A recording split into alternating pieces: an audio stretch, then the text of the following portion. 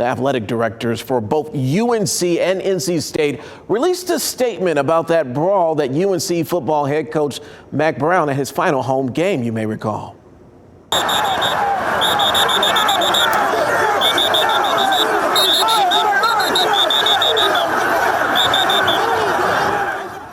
Following the NC State victory, a Wolfpack player tried to plant their team's flag at midfield after the game, and UNC players got riled up, as you can see, about it, leading to the fight.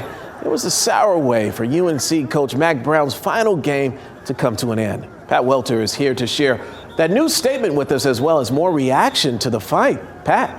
Julian, this was a story not just here, but across college football. I mean, we saw scuffles break out at several rivalry games Saturday after teams attempted to plant flags. It's kind of a perfect storm of victory and defeat, and it took a scary turn for a minute there at Chapel Hill. The joint statement from Bubba Cunningham and Corrigan reads, "We're disappointed by the conduct of some members of our football programs at the conclusion of our game on Saturday at Kenan Stadium. While the game was emotional and Carolina-NC State rivalry is intense, we must always display good sportsmanship and represent our universities and the ACC with respect." So we will address this incident with our respective teams. This happened 2 years ago as well when Ben Finley planted a flag in Chapel Hill. Davin Vance said he was inspired by that and tried to plant the flag at midfield.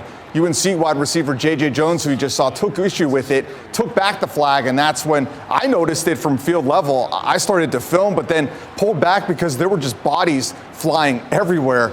It was such a scene that it was the first thing Mack Brown addressed in his final press conference as UNC head coach.